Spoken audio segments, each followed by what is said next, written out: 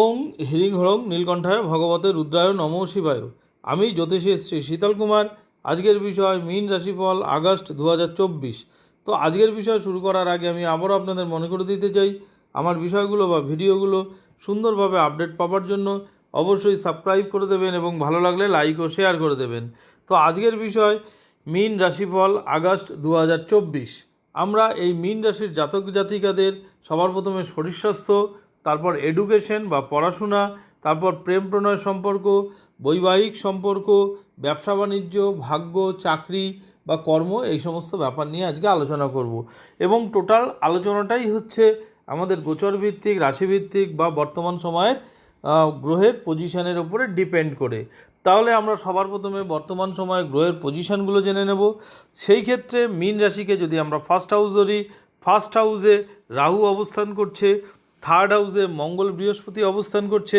মঙ্গল 26 তারিখে ফোর্থ হাউসে প্রবেশ করবে। ফিফথ হাউসে রবি অবস্থান করছে। রবি 16 তারিখে সিক্স হাউসে প্রবেশ করবে। সিক্স হাউসে বুধ শুক্র অবস্থান করছে। শুক্র 25 তারিখে সেভেন্থ হাউসে প্রবেশ করবে এবং সেভেন্থ হাউসে কেতু অবস্থান করছে। আর সিক্স হাউস থেকে 22 তারিখে পঞ্চম হাউসে প্রবেশ করবে বুধ বকরি হয়ে। তো এবং 12th হাউসে শনি অবস্থান করছে। এই হচ্ছে মীন রাশির জাতক বা জাতিকাদের গ্রহের পজিশন আগস্ট মাসে। তো তাহলে সবার প্রথমে আমরা এই রাশির মীন রাশির জাতক বা জাতিকাদের শরীর স্বাস্থ্য নিয়ে আলোচনা করব। সেই ক্ষেত্রে দেখুন, রাশিতে কিন্তু রাহু বসে আছে এবং রাশি অধিপতিকে বৃহস্পতি, সেই বৃহস্পতি কোথায় বসে আছে? থার্ড হাউসে বসে আছে। এবং সিক্স হাউসের লর্ড রবি, সিক্স হাউস থেকে আমরা রোগের বিচার করি, সে কিন্তু সিক্স হাউসে প্রবেশ করবে 16 তারিখে। তো সেই দিক থেকে বলা যেতে পারে থার্ড হাউস অতটা সুবিধার ঘর না, অর্থাৎ থার্ড হাউসে বেশি পরিমাণে দৌড়ঝাঁপ করতে হয়। তো এই রাশির জাতক জাতিকাদের অত্যাধিক দৌড়ঝাঁপের একটা ব্যাপার আছে। তার সঙ্গে কি হতে পারে, তার সাথে ইমিউনিটি সিস্টেমও কিন্তু একটু কমজোরি হতে পারে, অর্থাৎ দেখা গেল শরীর দুর্বল বোধ বা ডাইজেস্টিভ প্রবলেম হতে পারে। তো সেই কারণে খাওয়া দাওয়া কিন্তু কন্ট্রোল করে চলতে হবে। তাছাড়া ওভারঅল মোটামুটি ঠিকঠাকই থাকবে। এরপর আমরা এই রাশি জাতক বা জাতিকাদের এডুকেশন বা পড়াশোনা সংক্রান্ত ব্যাপারটা নিয়ে আলোচনা করব। তো এডুকেশন আমরা ফিফথ হাউস থেকে বিচার করি।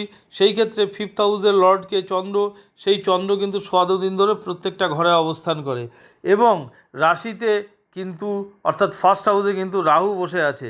তার জন্য কখনো কখনো পড়াশোনা হবে, এই রাশির জাতক বা জাতিকাদের পড়াশোনা হবে, কিন্তু মাঝে মধ্যেই কিন্তু মাইন্ড কিন্তু ডাইভার্ট হওয়ার সম্ভাবনা আছে। অর্থাৎ আপনি হয়তো এফোর্ট দিচ্ছেন, কোনো না কোনো কারণে মনসংযোগে কিন্তু ব্যাঘাত ঘটছে।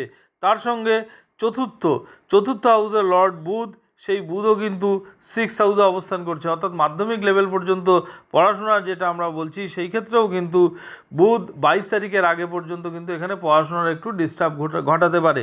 কিন্তু 22 তারিখে যখন ফিফথ হাউসে প্রবেশ করবে বুধ, সেই সময় কিন্তু তুলনামূলকভাবে বেটার হবে। তবে যেহেতু রাশিতে অবশ্যই রাহু বসে আছে, যার জন্য কিন্তু আপনাদের কনসেন্ট্রেশনটা ঠিকঠাক করতে হবে, কনসেন্ট্রেশনের অভাব বোধ হতে পারে।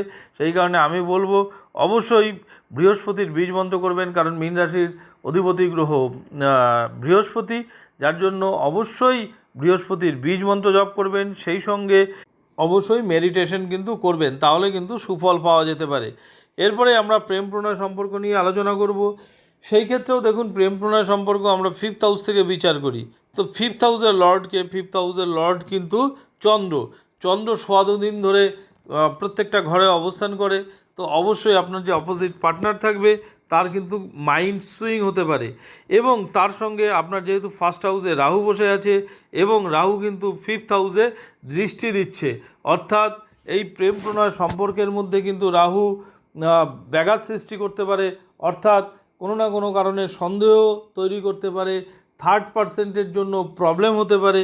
তো এইগুলো একটু কিন্তু মাথায় রাখতে হবে। তো তার জন্য অবশ্যই কিন্তু চন্দ্রের যদি এই সংক্রান্ত প্রবলেম কারো হয়, আমি বলবো অবশ্যই চন্দ্রের বীজ মন্ত্র জপ করবেন, তার সঙ্গে বৃহস্পতির বীজ মন্ত্রও কিন্তু জপ করবেন। তো যাই হোক, এরপরেই আমরা এই রাশির জাতক বা জাতিকাদের আমরা বৈবাহিক সম্পর্ক নিয়ে আলোচনা করব। তো সেই ক্ষেত্রে বৈবাহিক সম্পর্ক আমরা 7th হাউস থেকে বিচার করি। 7th হাউসের লর্ডকে 7th হাউসের লর্ড কিন্তু বুধ, সেই বুধ কিন্তু 6th হাউসে বসে আছে। তো 7th হাউসের লর্ড যখন 6th হাউসে বসে থাকে তখন কিন্তু আপনার যে অপোজিট পার্টনার তার সঙ্গে কিন্তু একটু মতভেদ মতানৈক্যও হতে পারে।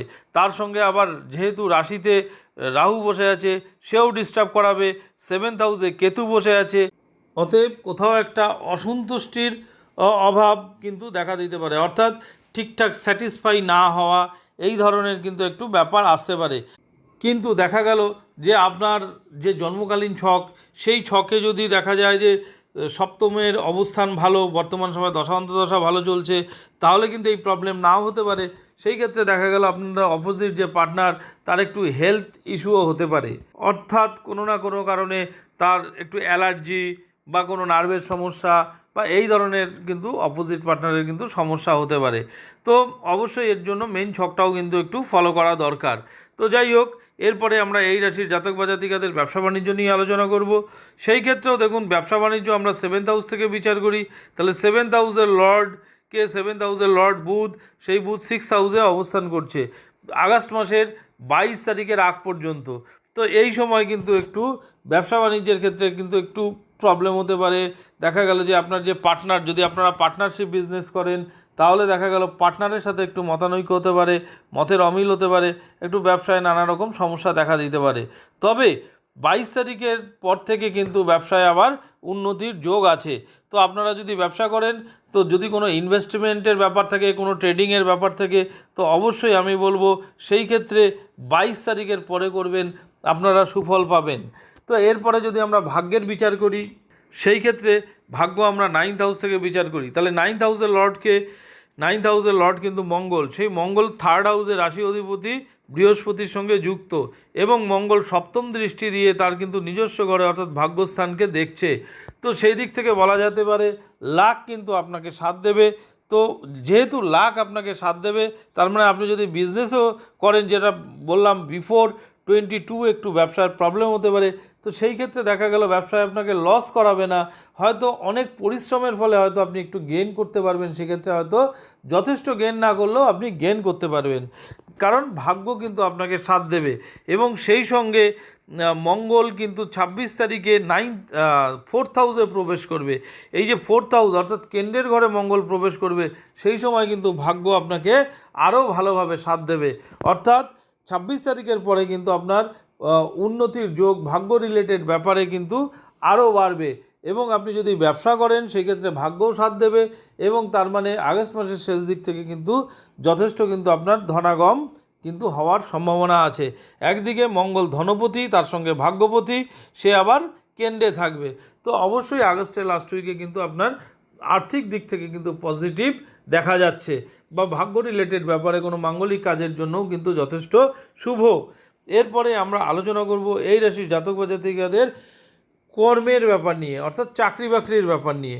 তো সেই ক্ষেত্রে আমরা চাকরি বাকরির 10th হাউস থেকে বিচার করি। 10th হাউসের লর্ডকে 10th হাউসের লর্ড বৃহস্পতি, সেই সঙ্গে রাশি অধিপতিও বৃহস্পতি। তো বৃহস্পতি কিন্তু 3rd হাউসে অবস্থান করছে, কার সাথে? ভাগ্যপতি ধনপতি মঙ্গলের সঙ্গে কিন্তু অবস্থান করছে।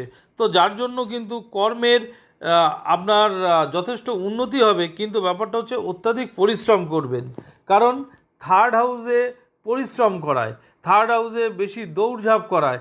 যারা ট্রাভেলিং বা কোনো এই ধরনের দৌড়ঝাঁপের ব্যাপারে, বা দূরবর্তী স্থানে দেখা গেল খুব যাতায়াত করে আপনারা কাজ করেন, তাদের পরিশ্রমটা বেশি হবে, কর্মস্থানে পরিশ্রমটা বেশি হবে, এবং পরিশ্রমের আপনি ফল পাবেন, অবশ্যই পাবেন, কিন্তু সেই ক্ষেত্রে দেখা গেল যতটা পাওয়ার কথা ততটা পেলেন না, হয়তো কিছুটা পেলেন। তো এই ধরনের ব্যাপার কিন্তু আসবে।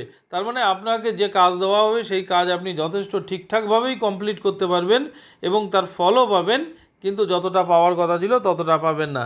তো সেই কারণে অবশ্যই যদি এই সমস্যা হয়, তাহলে অবশ্যই কিন্তু বৃহস্পতির বীজ মন্ত্র কিন্তু জপ করতে হবে।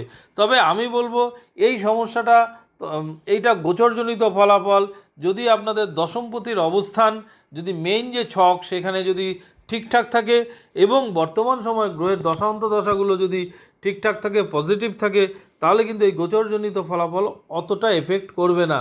তো ওভারঅল কিন্তু সেই ক্ষেত্রে ভালোই হবে।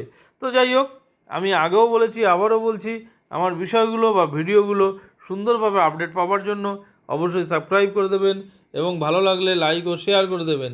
আবার আগামী দিনে নতুন ভিডিও নিয়ে আপনাদের সামনে উপস্থিত হব। ধন্যবাদ।